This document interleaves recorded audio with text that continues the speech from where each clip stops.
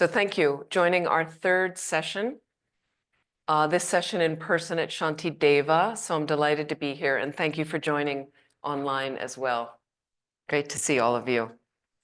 So we're talking about turning suffering and happiness into enlightenment.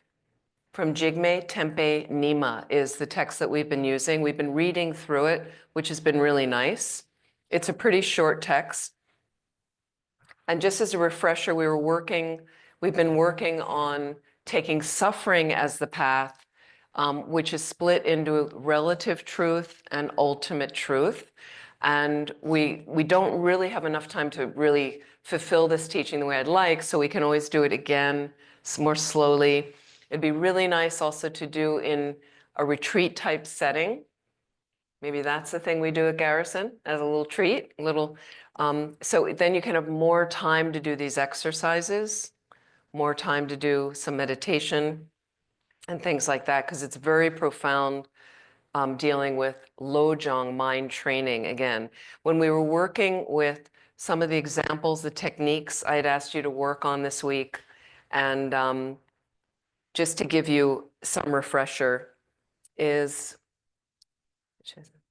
I was asking you to use your armor, the armor of Lojong, okay, using the exercises that we've been dealing with. Okay, so some of it was about building renunciation and understanding samsara's nature, like when suffering rears its head. We talked about when suffering rears its head, looking at refuge.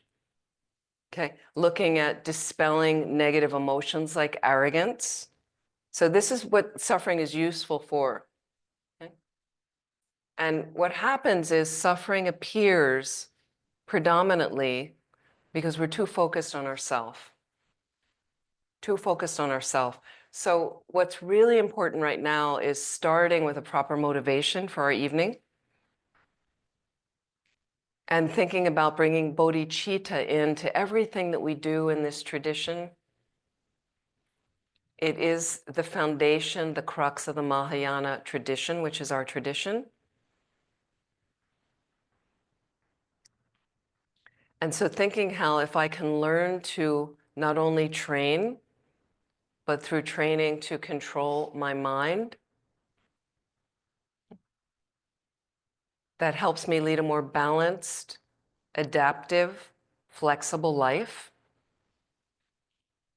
And then in this path, I'm very focused on how I can move along a path that will bring me to a space where I'm a Buddha, I am enlightened.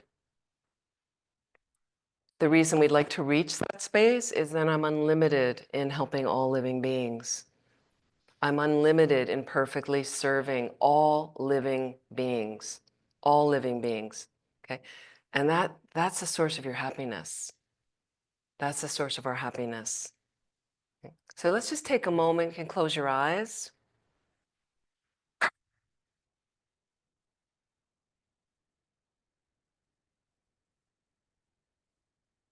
Just put your mind in the space, your general life. You're moving about every day,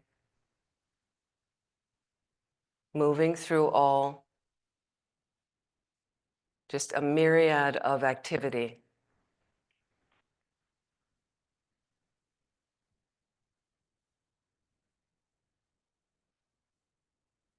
And how is your mind normally focused during all of those activities? Focused on yourself or focused on others?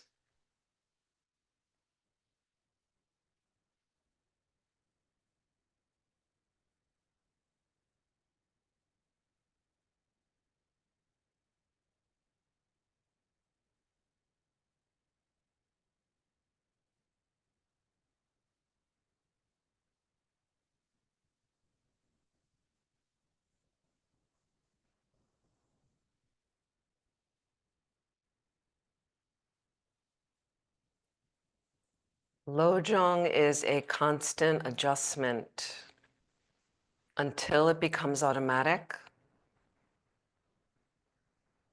Constant adjustment.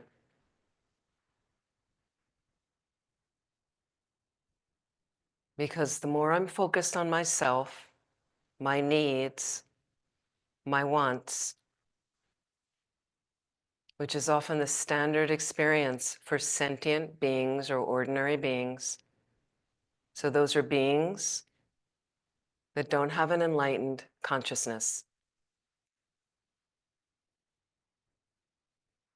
And as a result, we suffer from imbalances in our mind. That's all that that means. Delusions, afflictive emotions is a synonym.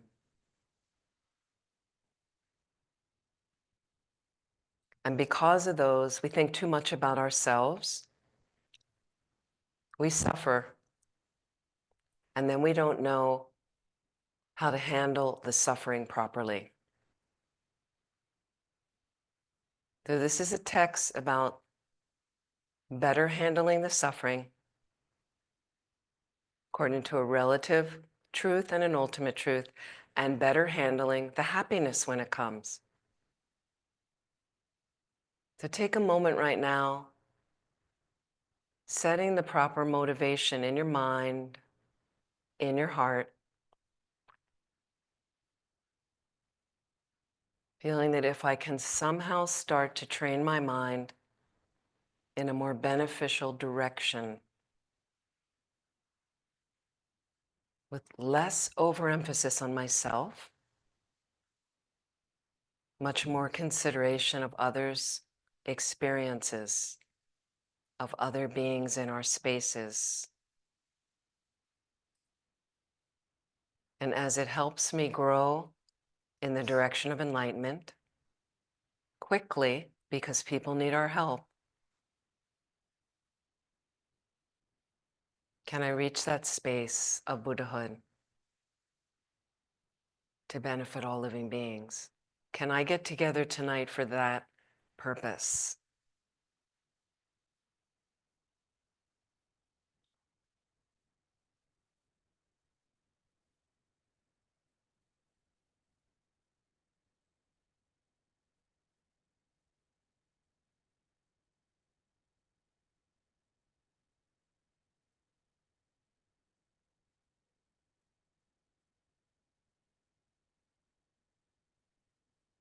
And just review for a moment what we've discussed the last 2 weeks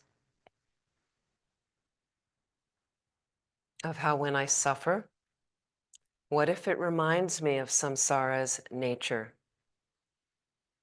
to help deepen my renunciation of samsara?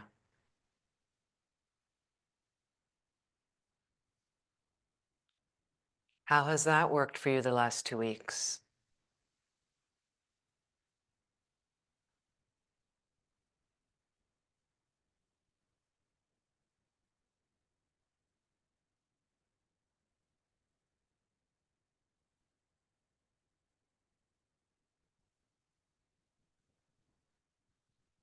When suffering appears,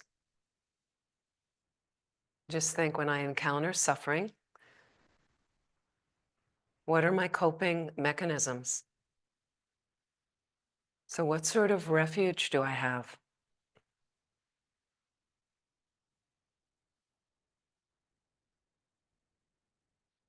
And the things that I reach for when I suffer, is it really benefiting me? Is it really helping?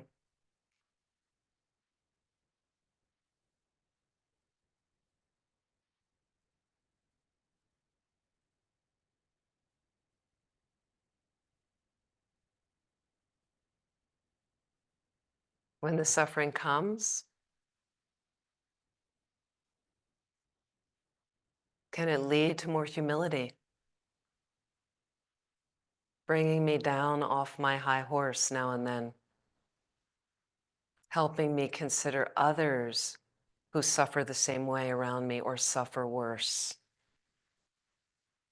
Do I normally consider them and their suffering in my everyday life?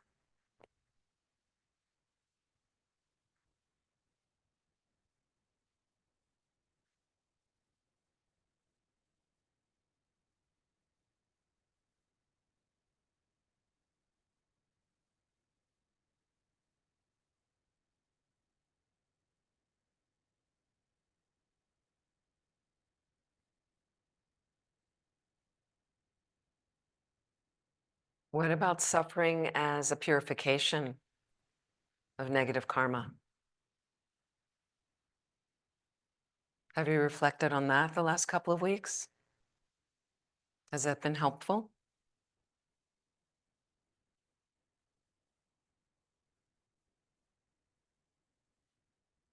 Does the suffering, has it helped you at all deepen some practices of virtue, virtuous activities, or just getting your practice going a little bit more deeply, more consistently?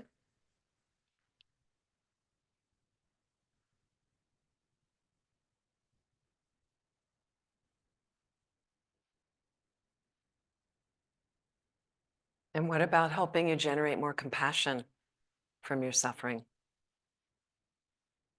Because again, others, so many others suffer exactly the same way we do.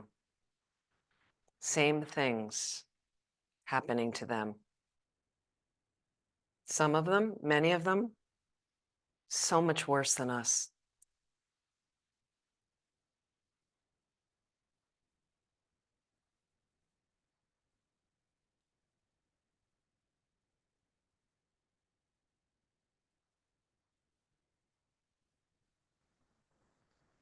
And again, the real crux of the Mahayana, does the suffering support thoughts and meditation that others are more dear than yourself?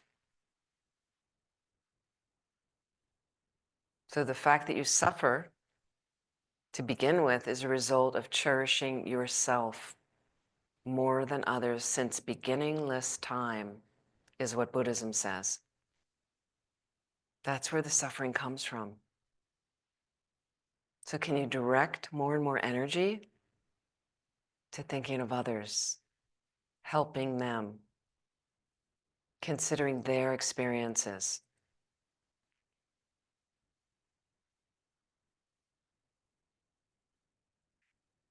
So these are exercises we need to consider again and again and again till it becomes automatic. Automatic.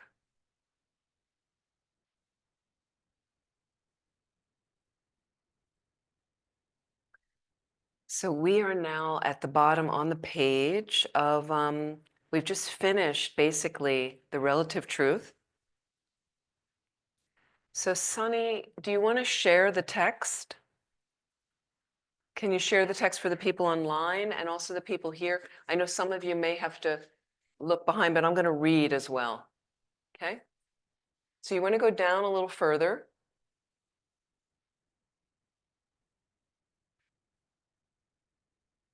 Further down, a couple pages down. And a little bit more. Okay. So number 2, okay, by means of ultimate truth, I want to talk about, by means of the ultimate truth. We're still looking at suffering. The next is taking happiness as the path. But right now I want to finish up the suffering by means of ultimate truth. So I've been reading the text, which is nice, and this says, this is the drawing of the mind to supreme peace, and dwelling there by the knowledge of stopping the arising of the 4 extremes, etc., dwelling in that empty nature in which there's no suffering or unfavorable circumstances, in which even the names of suffering cannot be found. So even when you come out of that state of supreme peace in meditation, realization of emptiness, the way in which suffering arises in your mind is not the same as before when fear and apprehension arose.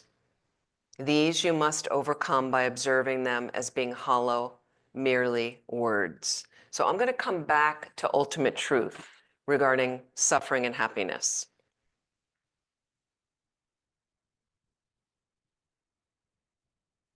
So what I want to go into is the way of taking happiness as the path by means of relative truth. Okay. So just to think overall is we like happiness. That feels pretty good. We enjoy happiness. We want happiness all the time. Okay? So just in reading the text, when happiness or objects that cause happiness come to you, if you slip under their control, then pride, arrogance, and laziness will increase. and these will obstruct your path. It is difficult not to fall under their control. As Patangba says, men can bear great suffering, but only a little happiness. For this reason, consider by various methods that all existent things are impermanent and full of suffering. Thus, developing a great lassitude about samsara, turn your mind away from carelessness. Again, reflect that the wealth and happiness that the world affords are insignificant and are connected with many harmful things, even though some of it has value. Buddha said, for a person whose freedom is impaired by suffering, it's very difficult to attain enlightenment, but it will be very easy for a person to achieve enlightenment if he's happy. Okay? So he goes on to say, you ought to think it is my great fortune to have practiced the Dharma in happiness. Now, whatever the circumstances, I am converting this happiness into Dharma. So I just want to stop for a moment. So think about when you are on top of the world, okay? Things are going well for you. Fortunately, hopefully all of us have had some experience of that from time to time. Okay, it's grace. It's amazing. Even to have a moment of that in your life. Many, many people never experience that. Okay, but think about when you do experience it. When you do experience it, and what's your mindset? How do you go? Just think about how do you go about your day. Think about that attitude that goes out. Things are going well. Family is good, everybody's healthy, kids are doing well in school, you have a great, living situation. And there's some days everything's just swimming right along. You have money, you're retired, you're going to take that trip.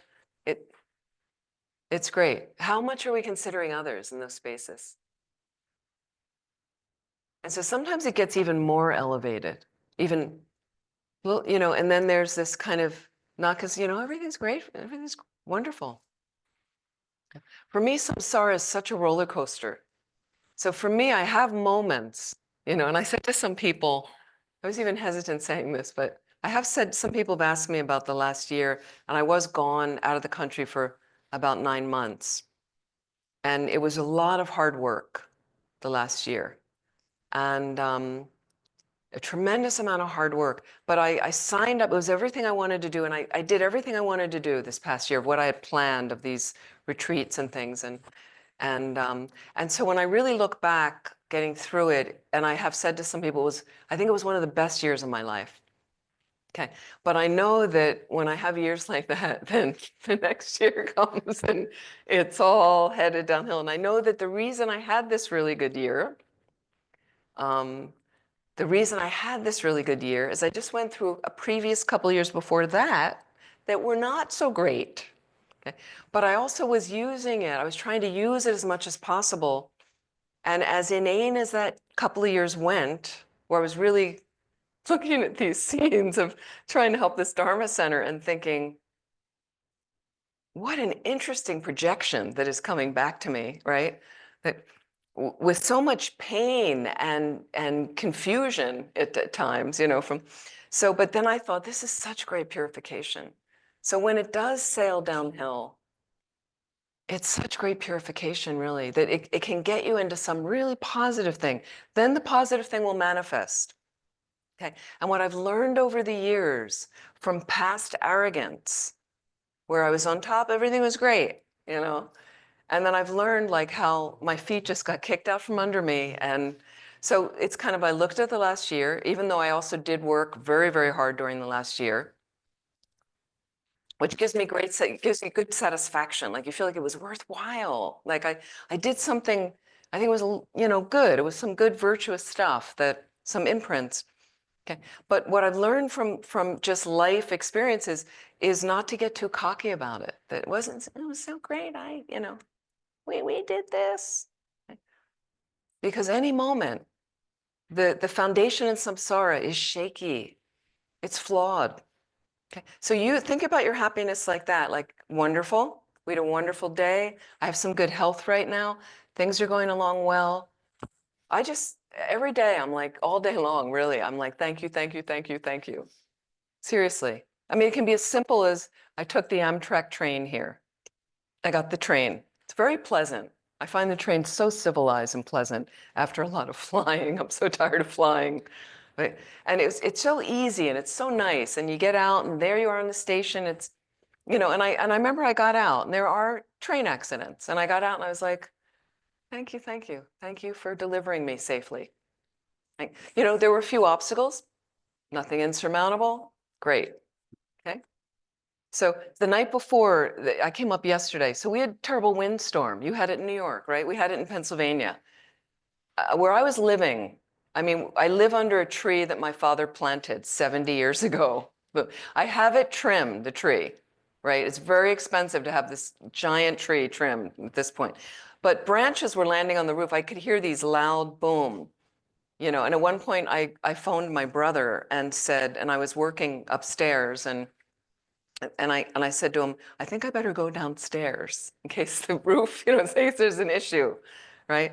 So you have these moments of, and then, you know, finally going to sleep, I could still hear the wind whipping around. I woke up in the morning and I was like, thank you. Made it through another night, another storm.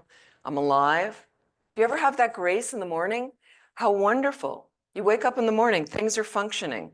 Okay. So let's think about the happiness, not overriding, but again, because it's very easy, it says to slip under the control of happiness. And when you get happy, did you ever notice the arrogance starts? I have this great life I made, you know. I know some people said to me, so I was very fortunate to go to this remote retreat center I love called Laudo. I was able to be up there for yet another 4 to 5 months. It's very, you know, a lot of people would love to do that, not possible. And so some people said, wow, so you went up there another 4 months, you had it Laudo? Wow. It's, you know, and I noticed that there wasn't the arrogance. In the past, I had been like, yeah. And this time I was like, yeah, I did, you know, thank you. Like it was just the guru. It was just really the guru offering. You know, it's just that, you know, his sister, Rinpoche's sister lives there. Well, it had nothing to do with me. It was really they helped me to create the karma to be able to create that. Anybody can create that. Okay. But very fortunate. But tomorrow, something, you know, a tree could fall on my head. Okay, it's possible. So just countering that to not be like, wasn't so great. It was a lot of planning. It was a lot of hard work. There was a lot of anxiety around it at times, things like that. Incredible. Somebody offered me the retreat. Somebody sponsored the retreat for me. I never even asked. Somebody just, again, they make a way if you really want to try to work hard to do something. But again, I'm not somebody special to do. I'm just saying, let it counter your arrogance. There's no point getting arrogant and rubbing people's faces and things. And then look at your laziness when you're happy. You know, I can get really lazy when I'm happy. You don't work, it's like everything's going okay. Yeah. And then I notice at our centers, you might notice this, the people that run Shantideva. So people call your center, especially the residential centers where I've lived sometimes, where people live there. In Vermont, when the season changes and it gets into October and the light starts going, okay, our calls increased. People started drinking. People started using drugs again. They told me, this is what they told me. They started, they were suicidal. Their kids were suicidal. Just light functions. They go into the habits, oh no, the winter's another long winter. They freak out. It's normal, okay? So you just think about all of posturing, you know, there's the different things of when people have issues, then they start calling centers, they start wanting to go to church, getting religious, praying to God, okay? But when happiness comes, I don't need to do anything. Everything's great. So people say that their Dharma practice wanes a little bit. Things are going really well. I'm going to do these other things. I don't have the Dharma practice steady enough. So think about pride, arrogance, laziness. Though all those things get fostered like that. And then think about with our happiness, from also what the Buddha is saying, how much I can then set up the Dharma practice. Set up the Dharma practice, perfect opportunity for you. Use the happiness. You're in good health, great, use it. You can, I know people practicing with chronic illnesses. So let's use that. Fantastic opportunity. Okay, so if I realize, okay, let me go back into this. Okay, thus, also from the Dharma, happiness will arise continuously. You'll have more of a pull of happiness practicing. You know, I'm not hoping for a year that goes downhill because last year was good. I want to keep building on it. I want to make sure I'm maintaining my practice, watching signs, trying to help others, trying to do the work that I really want to do, helping others. That's the path that I'm on. So I want to keep enriching that so that the happiness grows and grows, that the good opportunities grow that are often there. And when they're not, I go back into transforming the suffering. What's the suffering showing me now? Hit another snag. Oh, great, another piece of negative karma wiped out, purified. Okay, it's the best we can do. We keep working with it. Thus, you should train Dharma and happiness to become the support of one and another. So instead of the happiness creating pride, arrogance, laziness, is I have another opportunity. Let me keep it going. Let me keep it going right now. So now I've come back to the States. I really wanted to come home for a long time. Since November, I was like, I just want to go home. I'm tired, right? But I had these other teachings. It was great. But now I did come home, okay? So I feel a little bit more supported and comfortable where I'm living, right? In some ways, there's not really a Dharma environment, not as much as like the Dharma places I was. So that's more of a challenge. So I'm like, but I'm more comfortable now, so I'm going to get my Dharma practice. Just keep it rolling along. Keep it rolling along. And then the other thing was I moved last year. So I moved back from California, right, and I didn't get to unpack everything. So part of my altar wasn't unpacked. So now I'm like, I said that when I came back, now I was going to get that unpacked. And that makes me want to practice more, seeing those items, setting it up. So try to use the happiness in that way. And whatever that speaks to in you, whatever that means for you in your Dharma practice, it's really, really important. So they support one another. So I have the Dharma practice going, and when I do it, and so some people have said to me, and I was talking to somebody this evening about coming back. They had come back from a full-on Dharma year, like a lot of Dharma activities like that. Great. And then you come back to the States. Sometimes there's culture shock, sometimes not. Sometimes it's like comfort zone. But sometimes you notice because you're more engaged with family and other things that you're doing, the Dharma practice kind of goes down a little bit, okay? So just notice that is if I'm happy and I have more support, can you make sure you maintain the Dharma practice? Make sure that that is still happening. Like it was happening 2 weeks ago when I was at that retreat center. So why does it suddenly slip away? Now we have other habits when we're around our family or in other environments. So make it a full-on Dharma environment. We set up an altar. You set something up so that it's like the retreat center. It's like the situation that I left. And, and that helps support the practice that I was doing there, or at least part of it, that you can keep it going. And then it says, again, thinking about them using happiness and Dharma as a support for one another. Otherwise, the text goes on, like boiling water in a wooden pot, in the end, it will become whatever it was before, okay? You should achieve the essential by applying whatever happiness arises. Whatever happiness you have arises to the Dharma. It helps me practice Dharma, okay? This is the vision of Ratnavali. Even if you are happy, if you cannot recognize it, it will not become the instrument of Dharma practice, okay? So as the antidote to hopes for other additional happiness, you should apply the appropriate method, and you should possess the ambrosia of contentment with whatever you have.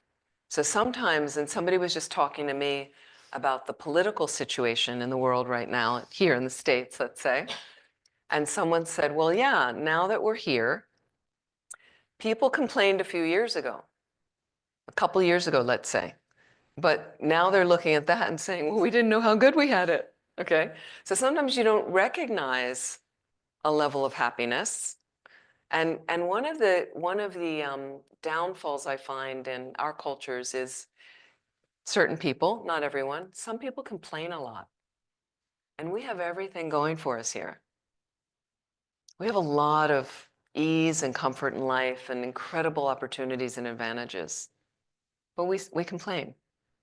Like, this isn't, and I was saying to someone the other day, I just said to maybe to one of you tonight, I can't remember so I had my local train to get to the Amtrak chain, and it's easy.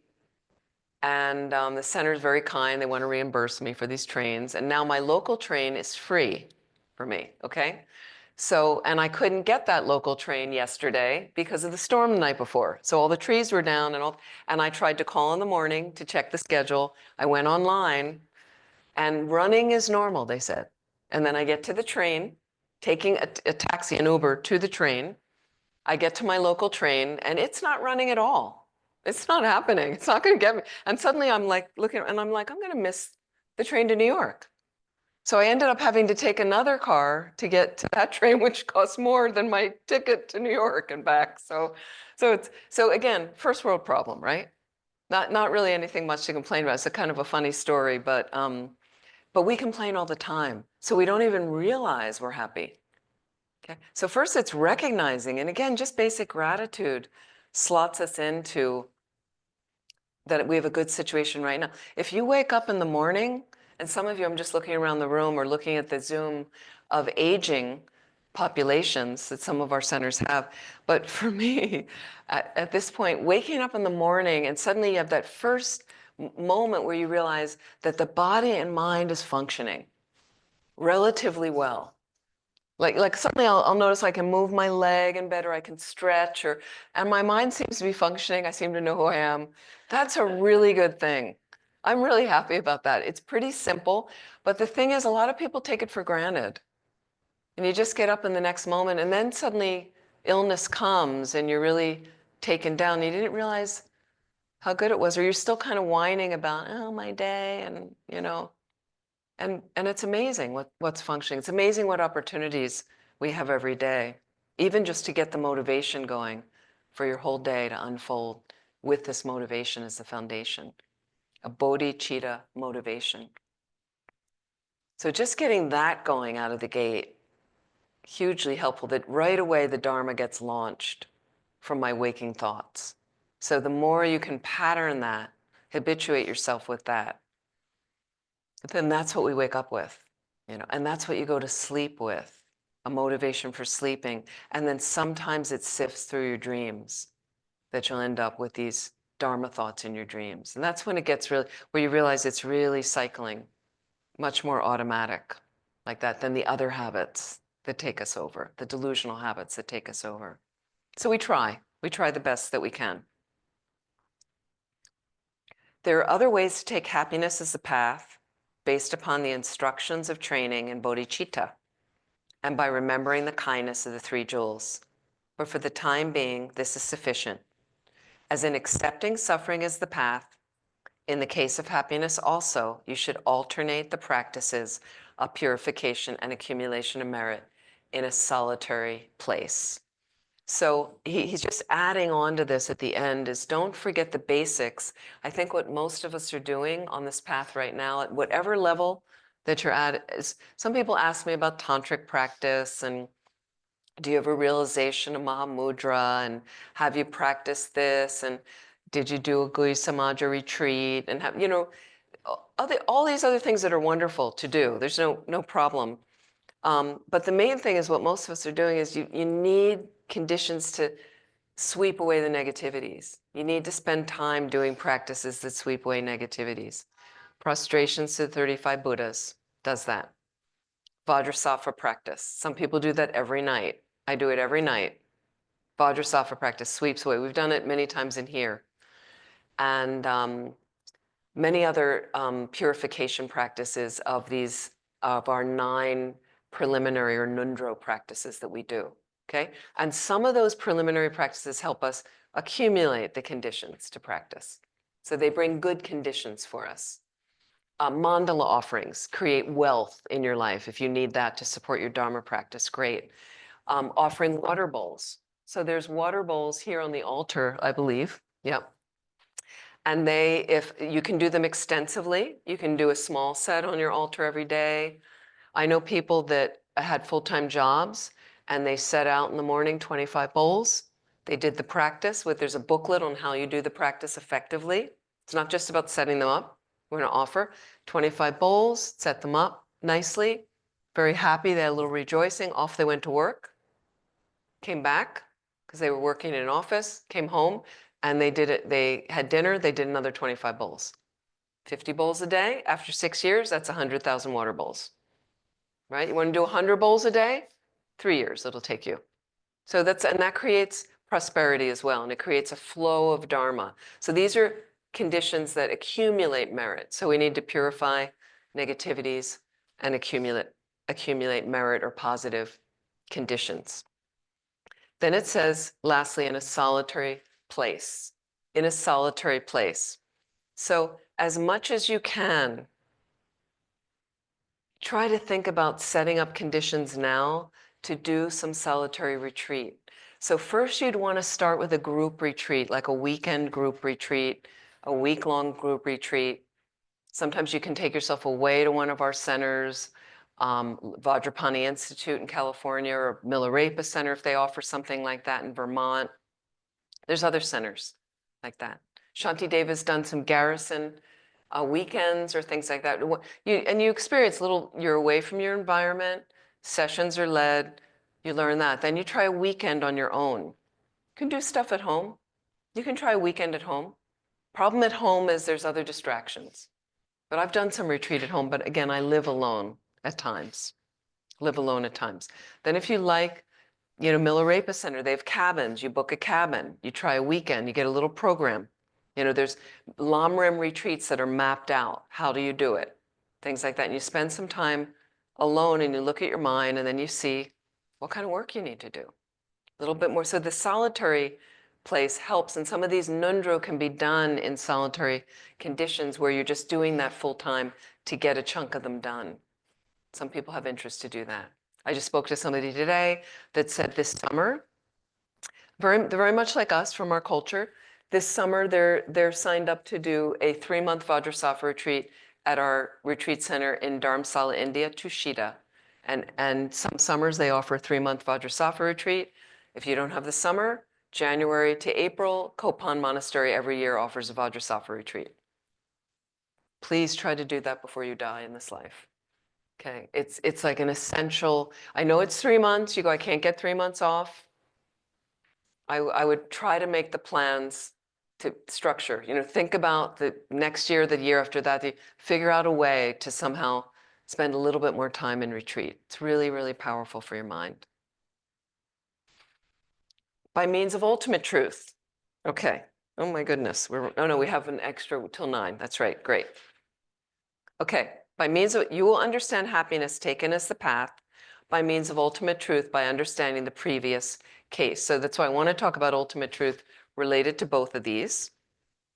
And then the last part, I'm going to read at the end. So let me talk about emptiness and just a brief thing about emptiness in relation to this text that is really how we deal, how we adapt with this suffering. So suffering will come, and then suddenly it's kind of, this person's doing it to me, this thing is happening to me, I'm sick, my kid is sick, I hate my boss, the train was late, whatever it is. There's mundane suffering, little sufferings we have that I would call first world problems. My phone is broke, or, then we have huge sufferings. You end up in a war. You don't have enough money to support your apartment and things like that, or to put heat on in the winter in your apartment. I do know people like us living in New York City that keep it really, really, they can't afford the heating bills, especially a winter like this. It's been really, really cold. And I picked the 3 coldest days of this month to come here. Okay?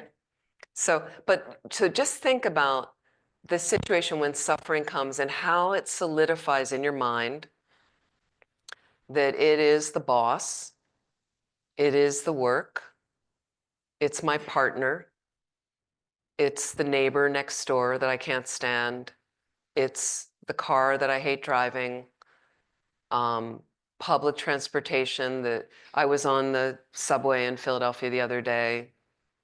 My poor city has so degenerated in 2 years. It was disgusting. it was so disgusting. I felt for the people that have to take it every day. It's, first of all, you smell like weed when you come out. It's full of weed. I mean, I was reeking. It was just, and there's ads now. Do they have these in New York? There's an ad I saw of a woman, young woman, and it said she teaches at this public school in Philadelphia. And because of secondhand smoke, she gets out and she smells like weed when she goes into the classroom. So they have to have ads like that to say, stop smoking on the, it's like people are just right in front of me smoking. Like, so, but it's also disgusting. It's filthy. I didn't know if it was winter. I didn't know if that was a reason that I've been on the subway before, but anyway, it was quite sad so again, you can say it's the dirt and it's this and it's this person and okay. So emptiness says there's nothing inherently solid about any of those things. And it also relates to your happiness. Nothing inherently solid existing from its own side of my wonderful year. Doesn't exist like that at all. So you can solidify things, meaning you make them stronger. And another word I'll use is reify. Concretize is another word. Okay? When the suffering shows up, it's big, it's bad, and look how you present the boss. Look at the power you give the boss, number one. Okay, so emptiness asks you to break it down. And I've talked about this a bit before. Let's break the boss down a little bit. And I'm talking about a negative boss. Let's break the negative, what I'm imputing negative person on them. And I've asked you before to look at raw data or data, as you say, raw information. How does the boss really exist? How does the boss really exist? According to emptiness, many of you know this. What are you really looking at? You're in a room with them now in person, not online, not working remotely. There's the boss. You're in a meeting. How does the boss exist? What do you really have there? What's the raw information of the boss? Anybody? Anybody online? Remember this? Okay, you have a configuration of matter, correct? Are you following me? There's a configuration of matter. Okay, you have a fleshy, round, kind of oblong object on top. I'm going to call that the head of your boss. Okay, sometimes that object has material on it called hair. Sometimes in the cases of you and I, maybe not, maybe less. Okay, but you have this, and then you've got a couple of circles with color. Okay, you have this little funny thing that often sticks out, and then there's a hole here. Everybody following me? Okay, everybody with me? And the hole here, sometimes sound comes out. Okay, sometimes, isn't it interesting? The sound that comes out, I interpret it as negative. I don't like the sound of my evil boss. Okay, but it's interesting because I'm at a meeting, and you have to look around the room a little bit at the other people at the meeting. Isn't it interesting how somebody else interprets the sound as pleasant? Okay, the sound has no concrete negative aspect to it at all, is what Buddhism says. It is empty of that, meaning it lacks that. It's absent. Any concrete structure to that, any reified, concretized, inherent nature of that negative speech, Tibetan Buddhism says, doesn't exist at all. Does not exist at all. Nothing exists that way, inherently. Inherent nature, I'll give you synonyms. Intrinsic value, concrete nature. Independent existence, existing from its own side, with its own character, from its own basis. Nothing exists like that. Yet, as ordinary beings who had not had a direct perception of emptiness, we impute that on everything, okay? On everything, especially ourselves. Okay? So I'm interpreting the boss's entity, the boss's existence, the words that come out of my boss's mouth as something that interferes with my agenda, because I'm the most important thing in reality. And emptiness makes it that way. Okay? The fact that I don't have a realization of emptiness concretizes my nature. Now the boss is interfering with this. My kid's sickness is interfering with that. the sickness becomes concretized.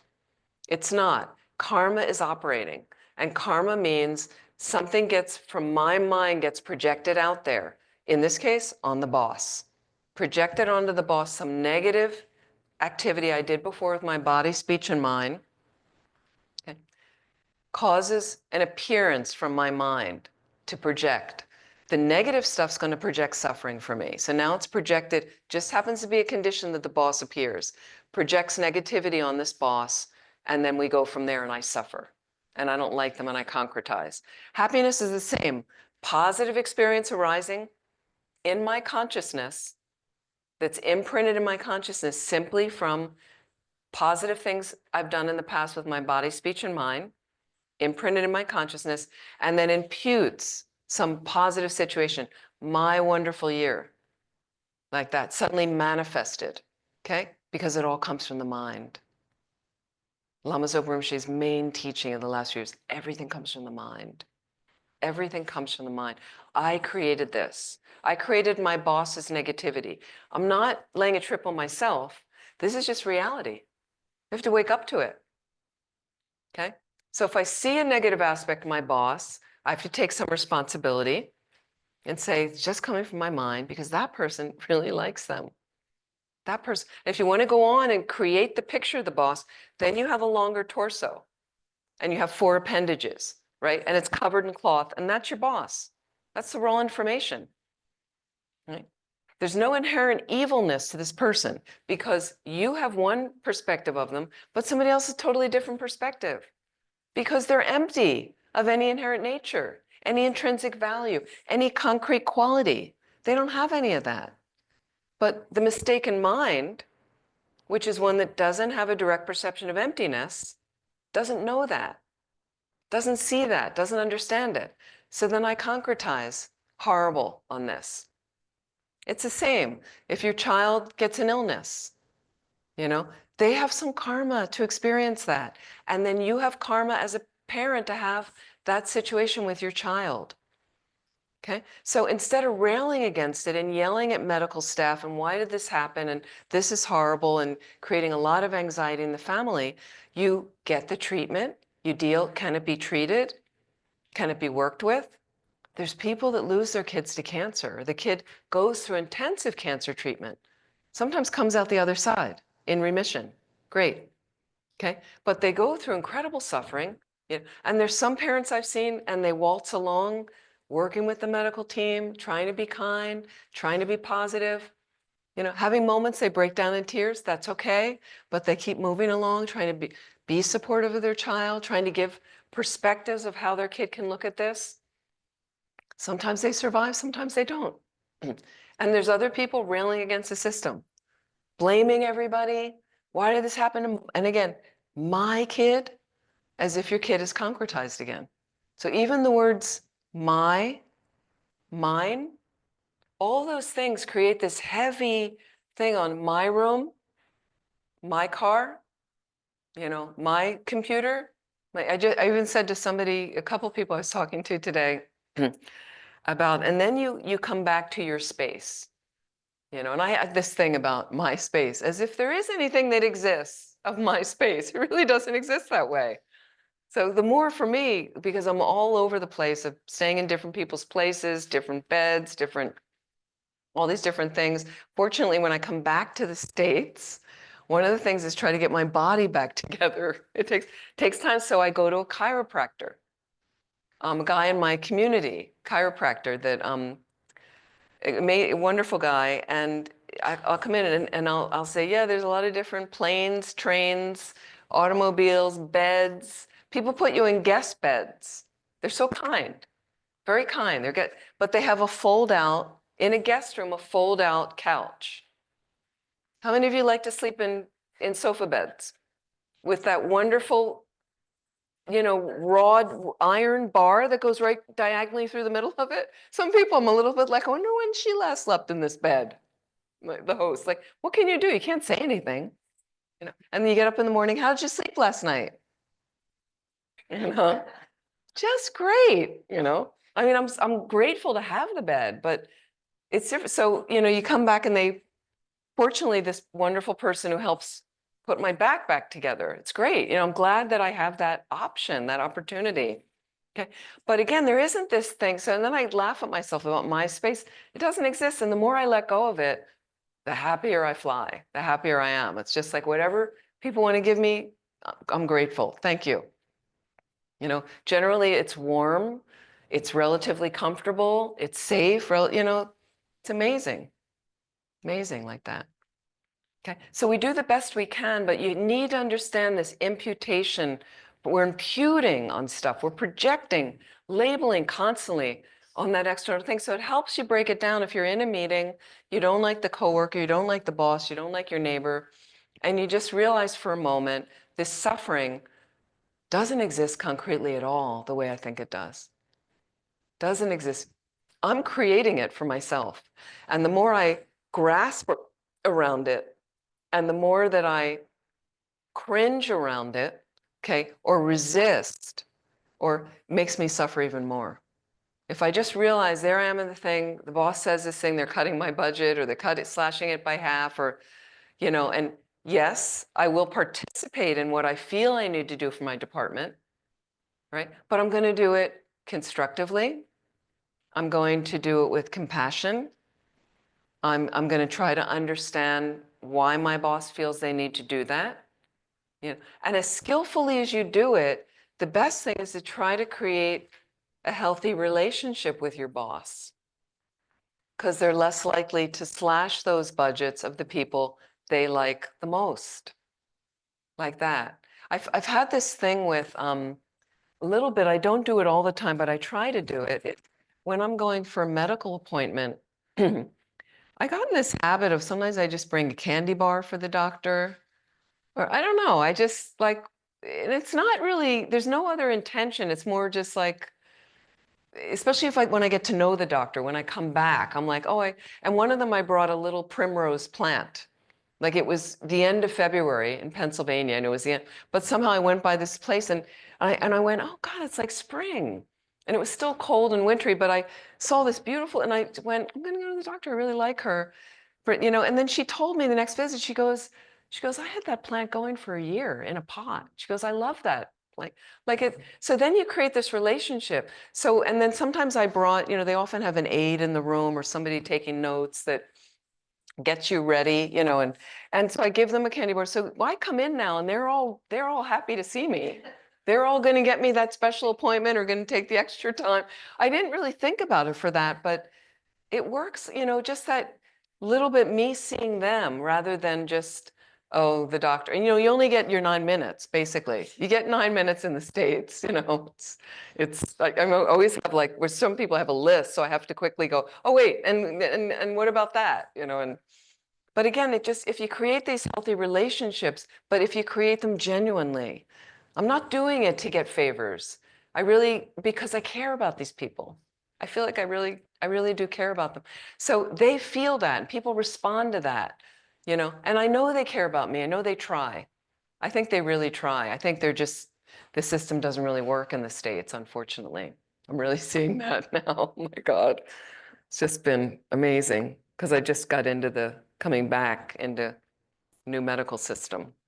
So think about emptiness in relation to your suffering. When the suffering comes up now, can you keep using it from this time off? It doesn't exist as concretely as I'm making it out, And the biggest one is with our kids, because that's our biggest attachment is our kids. We want them to succeed. We want them to be happy. We want them to be healthy. I want them to do well. So again, if anything is attacking my kid, if anything's interfering with that, causing unhappiness, it's very easy to constrict around and concretize that. So that's the bigger practice. That's the bigger practice. Can I step back and look? And again, it could be any loved one, really, any loved one, the people that we favor the most. So can you use emptiness more and more as you look at the suffering and understand that this is a projection of either positive imprints I've made in my mind or negative imprint. Positive imprints would get me happiness in my mind. Negative imprints create the suffering. I created this. I take responsibility. I may not have known at all what I was doing. thinking, or saying in the past. That's the only reason it's showing up now. Based on the suffering right now, I can purify additional tendencies that will make me suffer and keep me from virtue. Okay? In the face of happiness, there's no reason to get overly attached to the happiness. In samsara, it is fleeting. It is fleeting. And can I make sure that even in my happiness, okay, which doesn't exist from its own side, no concrete structure or nature to that, even in my happiness, is my heart expanded? Is my mind expanded to consider how much I can benefit others? Because when we get happy, we forget that sometimes. So because I am happy and stable, right? Drive it into more Dharma practice then, to deepen the Dharma practice. When we're suffering, that can be harder. That can be harder. Like that. You have too many things. Somebody mentioned to me, and there's several people I know now that are taking care of parents that are starting to transition, that are maybe in an active dying process, or they will be going through that soon. So they're busy. You're busy with either doctor's appointments, hospital visits.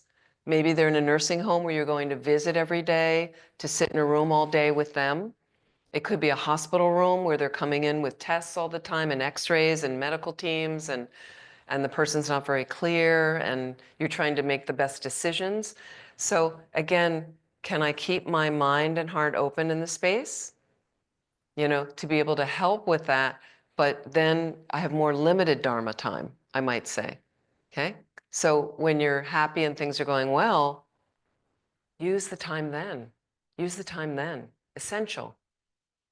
So I just wanted to introduce a little bit of how we can think about it, with why emptiness is so important in relation to our suffering and happiness, and how it really works with the Lojong. That's the big transformation of the mind, when I can consider that the boss is empty of any inherent evilness or nastiness.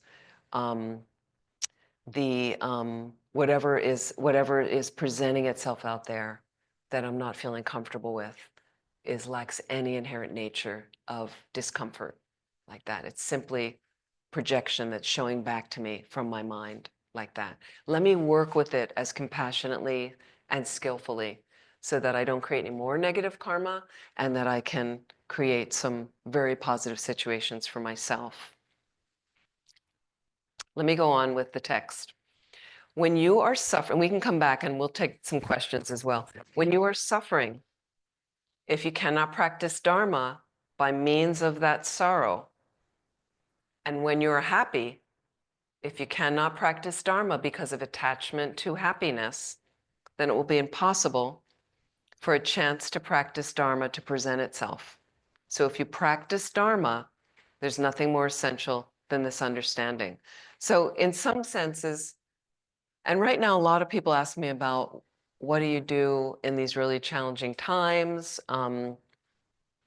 We need to practice. That's all there really is. For me at this point, that's really all that really matters, is showing up in some way to practice Dharma. Whether you have a consistent, rich kind of meditation practice that starts in the morning, periods of that through the day when you can around your work and around your home responsibilities. Okay, so if you're in an active mode, raising a family and all that, you're going to have less time for that, but it's a great place to practice the family. But some sort of consistent practice set up as much as best as you can. That's what supports you. But the thing is, the habit will be strong to do it.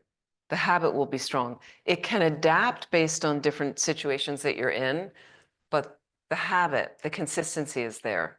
Super helpful, whether you're suffering, whether you're happy. That's what will turn up for you. That's what you'll call on and what you'll turn to. If you have this practice, text goes on, whatever kind of place you stay in, whether in, I want to add, whether in the sofa bed with the big bar going through it, okay? Whether in solitude or in a city, it says in the text, whatever sort of friends you associate with, either good or bad, whatever comes, riches or poverty, happiness or sorrow, whatever speech you hear, either praise or disparagement, good or bad, you will not be afraid that it will harm you. This is called the lion-like yoga, okay? Whatever you do, your mind will be happy and relaxed. Your nature will be pure and ultimately accomplished. Even if physically you're living in the impure land, your mind will enjoy the splendor of imaginable bliss, like the bodhisattvas of the Pure Land. It is like saying of the precious Kadampa Lamas, happiness should be brought under control and suffering ended. If you're lonely, it will be the companion of sorrow. If you're sick, it will nurse you. So one thing, it's very interesting where it says here, even if physically you're living in the impure land, here we are, okay? Now, I'm not saying anything about New York, certainly not Shantideva Center, but some people have come to me about obviously the political situation right now, and there's a part of it, and I look at news, I don't watch TV news, but on my phone, and some of it I could label it alarming at times. Like I have gone there in my mind and went, well, this is alarming, you know. And then I go back to, in my Dharma practice, Buddhism says this is a degenerate time. These are the signs, whether it's weather situations going on, but there's been a lot of strong things that have happened on planet Earth long before us. So I mentioned before the Crusades was an incredible violent kind of situation. There was something called like the Great Plague that wiped out, what, half of Europe? I mean, that must have been an extraordinary time. You know, we had COVID, that was pretty serious. But think of something that wipes out half of Europe at the time. I mean, I know the populations were less, but, you know, and on and on. You could go on and on of stuff that went on. You know, somebody was talking about an earthquake and how many died here and here and here, but there was an earthquake, what, in Armenia that had one of the biggest numbers of people that were killed. It was staggering. It was staggering. Or the tsunami that took in, what, 2006 that wiped out a couple 100,000 people. I mean, I can't even get my mind around those numbers. So it's not like that this is so unusual this time. You know, it does seem certain. So then alarming. So again, do I want to create a lot of opinion from me, blah, blah, to someone else, another talking head of marching my opinion out to other people, what I think and say, and then some people have differing opinions. So is there not space for the differing opinions? But the thing is, how does that help me benefit others? How does that help my Dharma practice? If I'm so caught up. So I had some friends, I mentioned before that longtime Dharma practitioners that were very alarmed around the election of what was going on, and my vote, I voted, and my vote was contested in my county in Pennsylvania because it was a pivotal county. So somebody contested 424 votes in my county, and that went on in many different counties, and you know, so that was like suddenly my civil liberties. But again, not concretizing it. Okay, my karma created it. Like that. It was turned over and my vote went through and all 423 of them went through. So, you know, there's things, so you do what you can do. You know, you want to go to a march, you want to go to a protest. How do you want to go? How do you want to go to your protest? You went to a protest the other day? Some people went?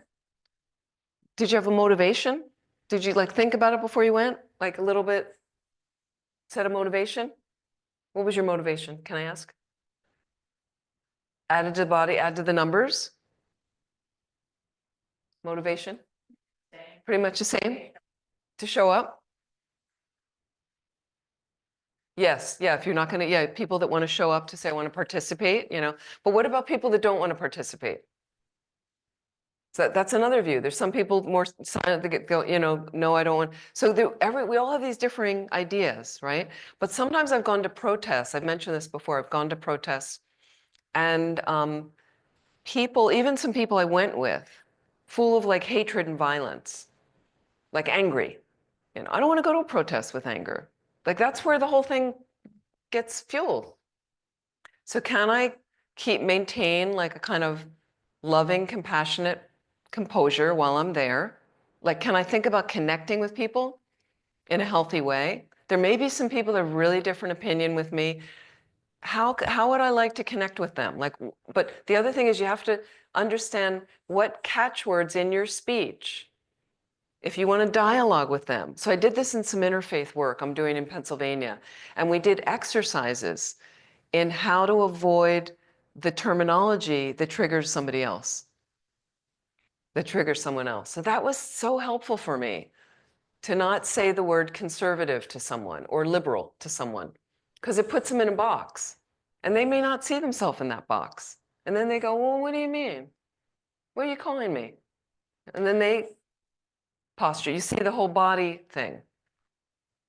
So it's interesting how we want to participate, and can we find a more spacious way to be humans of the planet? And I know not everybody feels that way. So then you come up against somebody with a gun that's in your face. And right? So partly for me, when people ask me this, is the first thing I want to do is maintain a really strong Dharma practice, because that keeps kind of showing up if I decide to contact my representative in Congress. It's from my Dharma practice. It's from a good motivation and a good place in my heart and mind. You know, not antagonism and you need to do this. And, you know, if I go to a protest, how do I want to, because my little piece of the world, my little universe here is going to have an effect on your little universe that has an effect on his little universe. And so if mine's all out of whack and upside down and angry, you're going to feel it, you know, and you're going to be a little anxious and tense and not wanting to be so much around it. And then we have disconnection. So I just keep thinking it, for me, it really comes down to that strong, however you can make yourself practice in whatever that means to you, different ways with some meditation. Make sure you have the right meditations that you feel are supporting you. Some study I find is helpful. So I understand what I'm meditating on. Whether you're doing more active reading is a form of study. Great. Whether you're in some sort of course, do an online course, do parts of it. Some people go, I don't really have the time to do the whole, then engage in parts of it in half an hour a day. I know people getting through whole courses and they only have, they go, I do a half an hour a day in the morning. That's it. So it seems like you're slogging through a course that takes a long time. No, they've done a whole segment of courses. You know, so some study, some reading, show up in person at some classes. I think it's really helpful sometimes to kind of, then you engage, then you see the community a little bit like that, you know, and then you figure out how to, but it's really about kindness and love, the whole thing. And we get so disconnected from that because we haven't really sorted that well with ourselves to begin with. So just coming back to that, so thinking about, living in the impure land, okay? So it's how you want to see it. So when you get, if you have the good Dharma foundation, okay, then what you layer on that at some point, when you find a qualified guru, when you find a qualified guru, okay? And if they're really I'm talking about a highly realized being. So you find this being, there's many still on the planet. Some of you have been disciples of Lama Zopa Rinpoche. So many teachers have passed through Shantideva. Right? And you find one of these beings and you can get yourself in person with them to some of their teachings. Very, very helpful. Okay? Then maybe you get a chance to have a personal meeting with them and ask them a question. Some question guiding your practice. Like that. Could be a big life question, but mainly something about your practice. And you keep trying to show up for their teachings, watch them online, and the next time they come around to Shantideva Center, you make sure that you're there and see if you get another meeting to tell them that you did the practice that they told you to do. So don't just get advice and not follow it. It's going to create obstacles. Then you get, so you build a relationship with this teacher. Then you get a highly realized teacher that one day nudges you, or you decide you want to take tantric initiation and they're giving a certain initiation. Okay, and you've had some interest in that initiation or that deity, or you ask some people about it, ask the center, and you say, I want to show up for that. Okay, now if you show up for that, make sure you're clear. What are the prerequisites for that? Okay, and are there commitments to do after that initiation? Some of them are for life. Every day you have to do a certain practice for life, for the rest of this life. Okay, why? Because it helps you keep the vows of that initiation. If you're in a highest yoga tantra initiation, you come out with a set of tantric vows, along with bodhisattva vows and refuge precepts. So you need to learn them to keep them. There's no point having them if you're not keeping them. It creates obstacles. But if you learn them, you get them, you learn them, and you keep them, that's your enlightenment. It leads you to enlightenment. The more vows you have, the freer you are, because vows restrain you from negative behavior. Okay, but you have to learn them and keep them, right? And then there's some other things you have to do, other practices that help you keep those vows and help you keep your mind in the right space. So then you take tantric initiation, and the reason you do it, or empowerment, and the reason you do it is not to say, I have this empowerment, I'm great, no, is to do a retreat on that deity, and you have a closer connection to that deity, okay? So this is all speeding you along to enlightenment, okay? And when you fulfill a generation stage practice, where you're generating yourself as that deity, and you do it every day, and you generate that deity's world system, okay? Then you practice completion stage tantra, okay? Where you're working with subtle energy in the system, in your body. Very, very powerful. That's why it's the quickest way. And there's certain other things you're thinking about, the way emptiness is encountered, the way bodhicitta and emptiness merge, method and wisdom. So it's a very quick way to enlightenment. But the other thing is, as you're doing generation stage practice, first stage of Tantra, is you generate yourself as this deity in this perfect, pure deity's realm. That's your realm that you live in every day, not an impure world. So you can cart that around with you regarding of who's president of the United States all the time. And you want to try to position and see people as deities in that world system. So everybody's pure, everybody's delightful, the boss is wonderful. Do some of these deities manifest in those world systems as frightening beings with bulging eyes and wrathful with fire around them? Yes, because sometimes you need something stronger.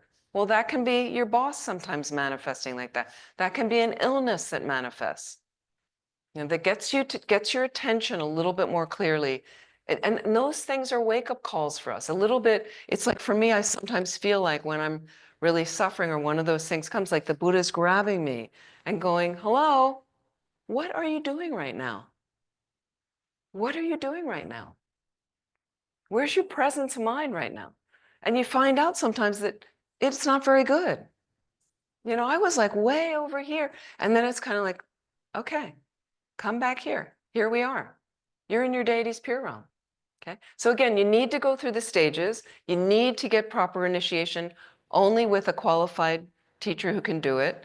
But then it kind of changes that whole exterior look of, he's bad and this is horrible and that's, and then you can decide in that space when you want to take action, you take action, but you do it from a really good premise, really good place with care for all the beings you're encountering.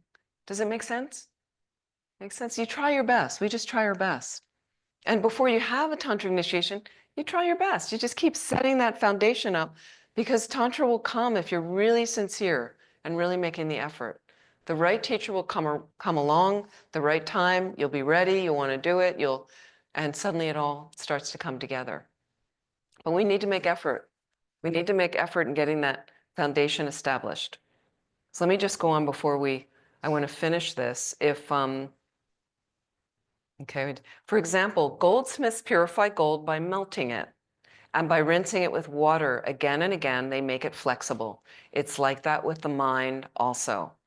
If by taking happiness as the path, you develop ardent desire for the practice of Dharma, and if by taking suffering as the path, you cleanse the mind, then you shall easily attain the extraordinary samadhi that makes one's mind and body capable of accomplishing what one wishes.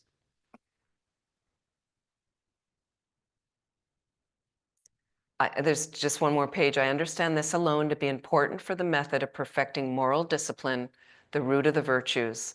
Because of non-attachment to happiness, the foundation of the excellent moral discipline of renunciation is created.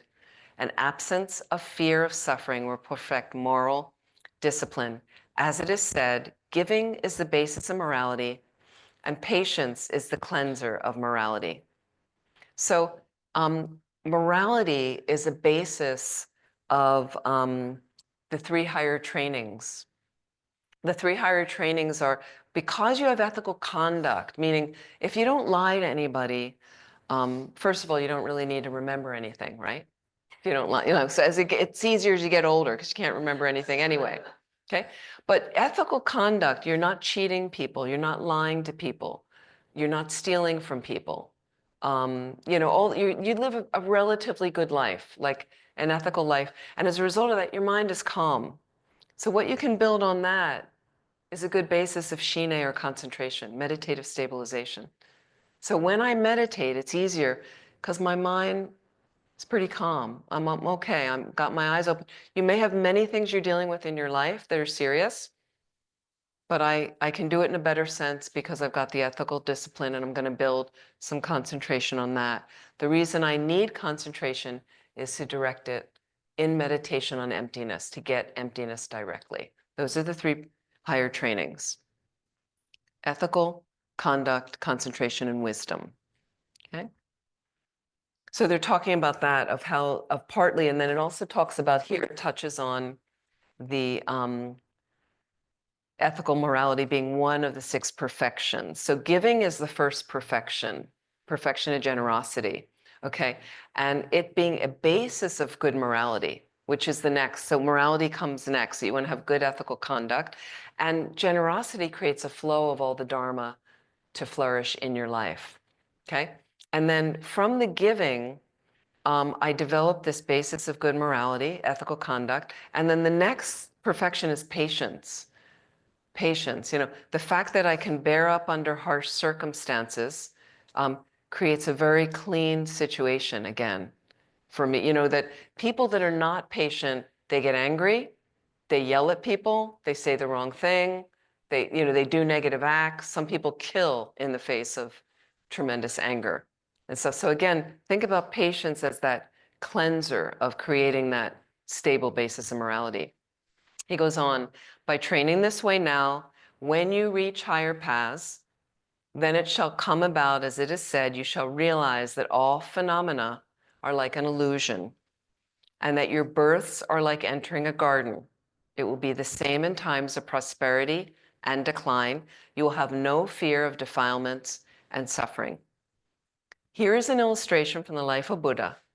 Before attaining enlightenment, he renounced the Chakravartin's rulership as if it were grass and dwelt in the Nararanja River with no concern for the harshness of the austerities he was practicing. This indicates that you should develop the non-distinction of happiness and suffering in order to realize enlightenment. So the Buddha, what in a sense he's saying is, he had all the wealth of the palace, was very unaffected by it, and could give it up and left to find a path to end suffering.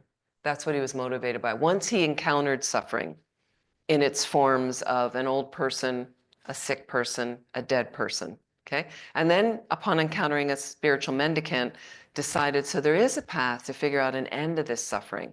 Right? And then when suffering came to him in the austerities he was living, at one point eating the 1 rice grain a day, and you see him in the starving modes like that, also was unfettered by that, wasn't affected by that. So can we get a point where our practice, so we're going to start with the mundane, the smaller happinesses and suffering, to work with those.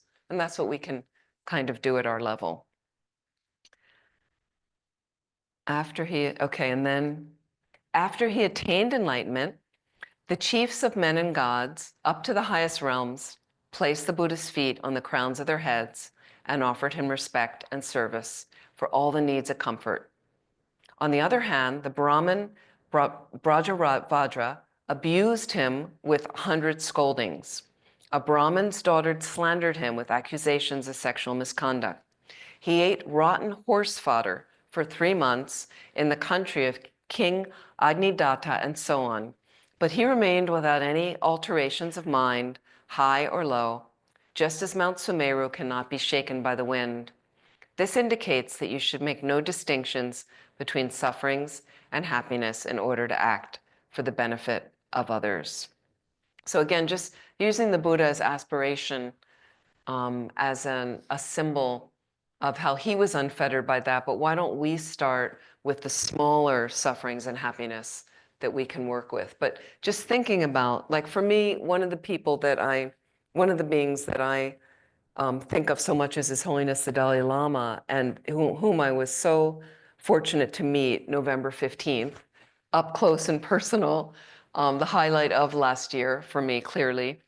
And but when I think of His Holiness, somebody losing their country, having to stand by when like 1.3 million of your country people are murdered in horrible circumstances, tortured and murdered, still imprisoned, no freedom, things like that for his people in Tibet, and on of what the Chinese, communist Chinese, have tried to make of him. And his teaching is never give up, never give up. So, you know, happiness comes to me first in the small form, and I look and I don't have to get overly excited about it and just go, how great, you know, that I could take the train to New York. And it's nice to look out the window and it's pleasant. And, you know, advantages, one of the advantages I see of taking trains in the winter, and you know, people don't like the winter season. It's cold and it's dismal and it's dark and it's, you know, and I also was just on a train recently to Washington, D.C., which is a little longer, is the trees don't have leaves, so you can see more. It's more interesting. There's things that I've been like, what is that thing back there? I've never seen. Like, you can't see it in the season when all the trees are bushed out. So that's been an interesting. So take the small happinesses and enjoy. Enjoy. This has to be a path of joy, joyfulness. You definitely want to bring the joyfulness, but I don't have to get overly attached to the happiness. Start with some small sufferings. You know, okay, what is this telling me? Where's my practice in this? This is a result of negative situations, imprints in my mind. I am finishing something now in this suffering. What can I do about it? Can I do something with compassion, skill, take action, let it go, try to find connection with others, and we keep going. Keep deepening the practice.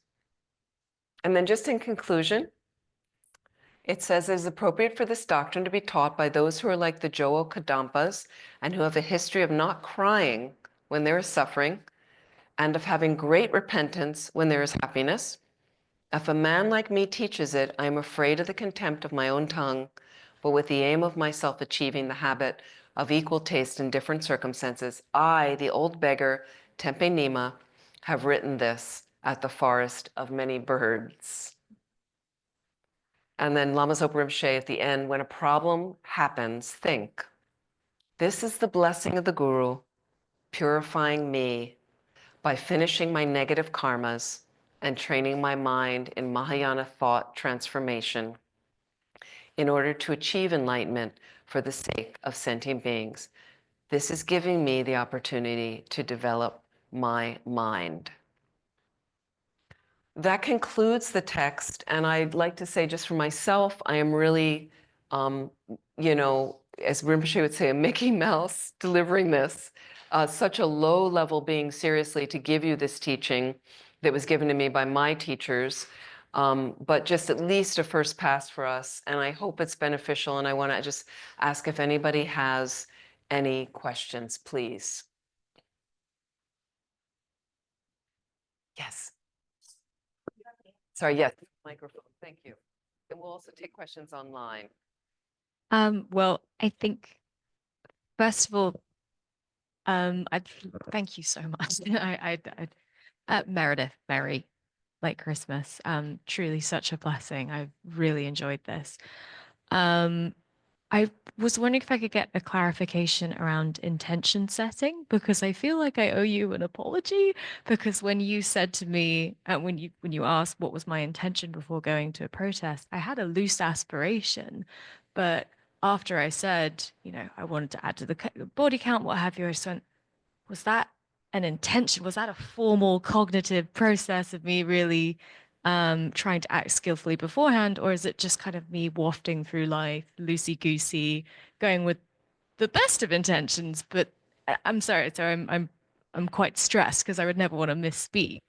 But I think it strikes a wider issue of, you know, when it comes to skillful action, when it comes to trying to conduct oneself ethically, should we have an almost ritualistic, very formal approach going into new situations, like be it setting the intention for bodhicitta, or instead was what I said correct, that it was my intention, even though it wasn't a formal exercise? Sorry if I'm making no sense at all.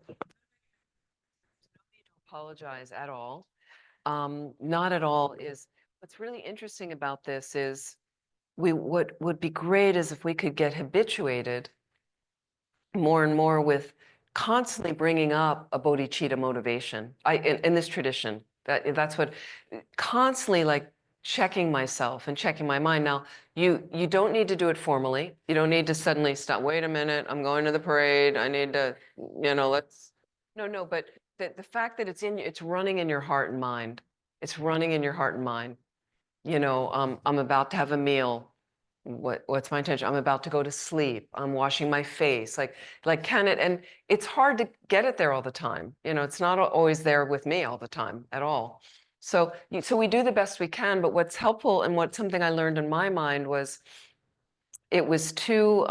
There wasn't a really good intention most of the time. It was. You're going through life and you're just kind of going through without much thought. So it's not, I mean, there's nothing wrong with saying you want to be counted as a number. That's important too, to be seen.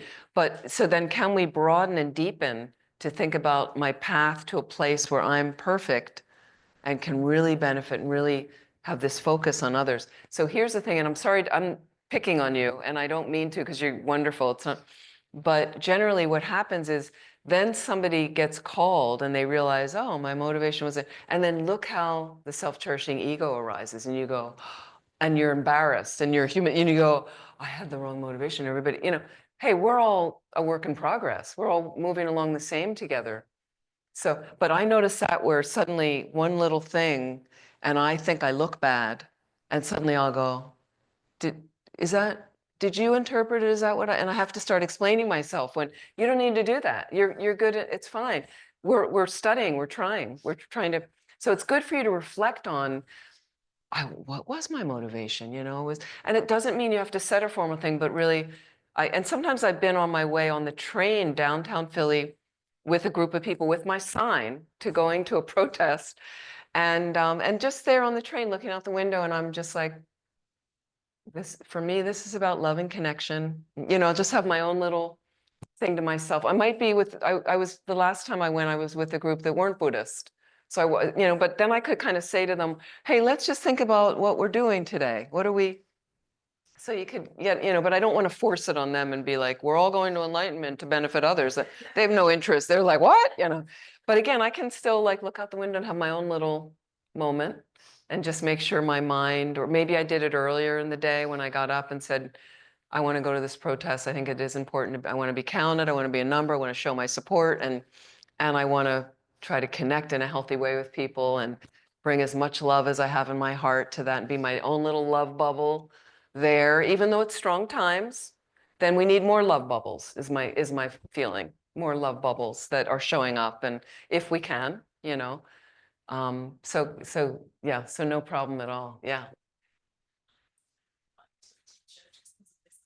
No, you didn't, nothing at all. No.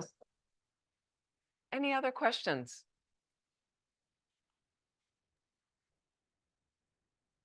Please. And it's, which person? Veda See, on. you got to turn your camera on if you're going to ask a question. Sorry. You don't have to, but please. Hello, I'm Venerable. teasing. I'm teasing. I'm just not able to do that. It's right That's now. okay.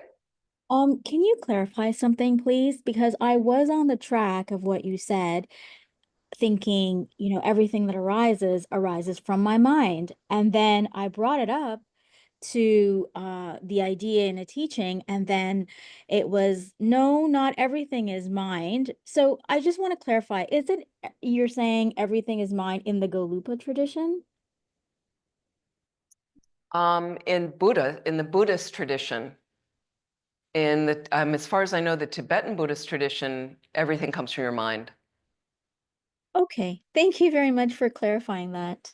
Have you heard it in another tradition that they Yeah, were? yeah, it was just a few weeks ago. I was in like something like this, and I was talking about, because I felt like I had so much clarity that everything that is arising from my mind, and I was just kind of connecting all the teachings that I was giving and reading, and then all of a sudden I said this, and the person said, "No, remember, not everything is mind, that it's, I think, the mind only school." And Yes, so I there are different philosophical tenets. I was going to go back and just say there are different philosophical tenets um, in in the Buddhist schools. So some of them do say, like in a sense, that there is something out there that does exist concretely. And it's very interesting to go through those schools. So I'm really speaking from like the highest, Madhyamaka Prasangika view, which is what Lama Zopa Rinpoche usually taught from. So I need to clarify that, yes. So I'm talking from a very high, the highest level of the tenet schools, that everything comes from the mind. thank But you so much for yeah, so that clarifying might that. clarify. The other schools, some of them do say there's something else that things come from, that reality comes from. Okay, thank you very much. Things exist, basically. Yeah. Yeah, I'm glad that you were here And to. it's good to check those other schools to go through, like we often exist like Vaibhashika, the basic school, the first school where everything's reified. There is a fundamental building block that exists. And that's how most of us see reality, frankly. Like when most of us are Vaibhashikas, we don't really want to be, but we are, just due to ignorance and confusion, a misknowing of reality. So yeah, I just wanted to clarify that. I Thank you. appreciate it. Thank you. Sure, absolutely.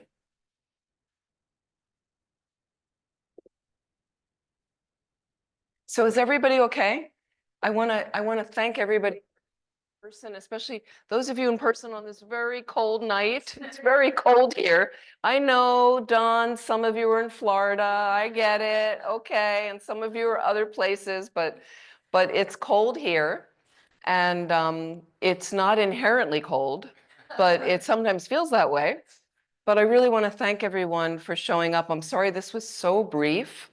I was kind of felt like I was racing through some of it. We can certainly spend more time.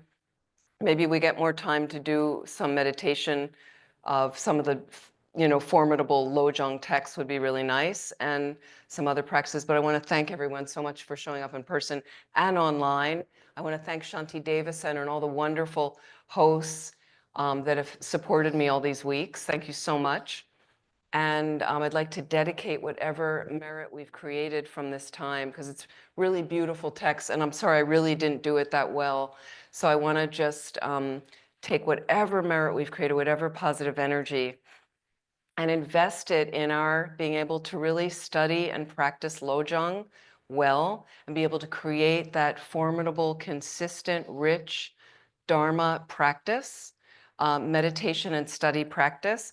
And may it benefit us to lead us on this path, to guide us on this path as quickly as possible to Buddhahood, because many, many beings need our help right now. And then we can help them unlimitedly. I'd also like to dedicate to a dear friend of mine, Venerable Ingrid, who passed away yesterday in California at our hospice Tara home at Land of Medicine Buddha. And I've known her for years and years, since I got into the Dharma. And she was quite old, and I hope she's peaceful and that she can have a very smooth transition and quickly take a good rebirth to get enlightened to benefit all, and all the other beings who have passed away in the last 49 days. And for our planet to be happier and healthier, and to heal any divisions and things like that. And for all the beings on the planet that are struggling right now in a variety of ways, mentally, physically, may they find a relief of the suffering instantly and for long term, and for the benefit, flourishing of all of our Dharma centers everywhere, especially Shanti Deva Center, and for Rinpoche to return to us as quickly as possible. So let's do the dedication prayers, and we can read Rinpoche's prayer to return.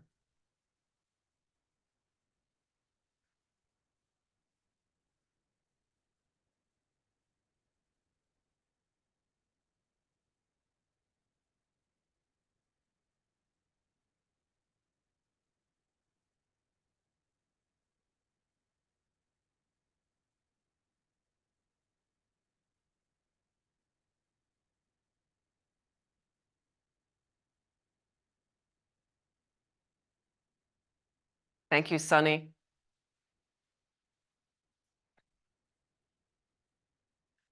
Due to the merits of these virtuous actions, may I quickly attain the state of a Guru Buddha and lead all living beings without exception into that enlightened state. May the supreme jewel bodhicitta that has not arisen arise and grow.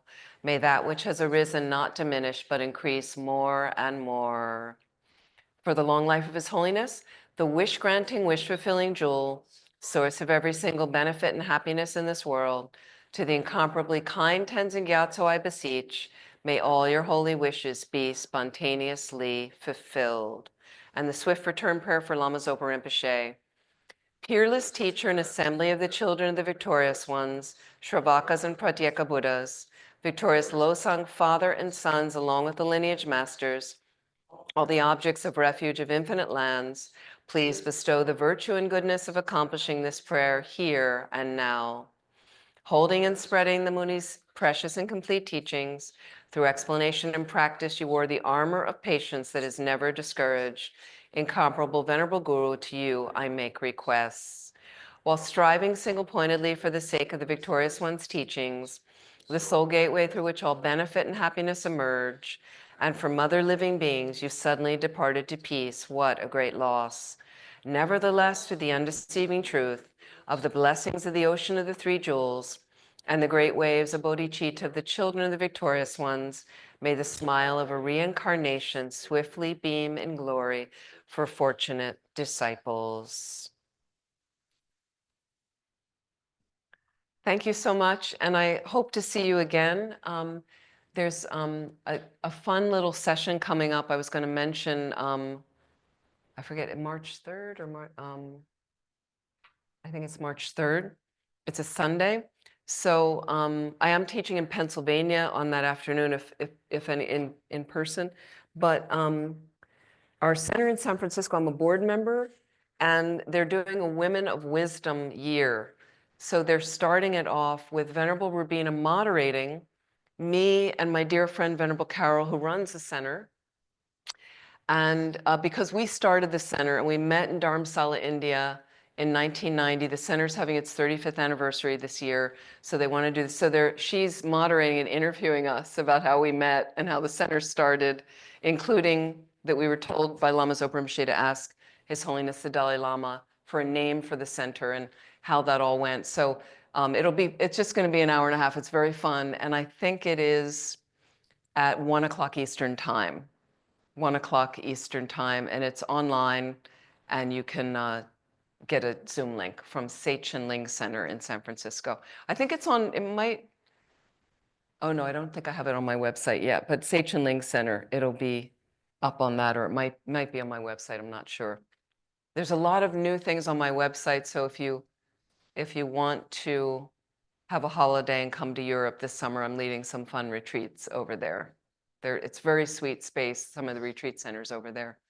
So it'd be nice if you want to join. Thank you so much. And then hopefully I can be back soon at Shantideva. Maybe do something next year like that. We'll see. Thank you.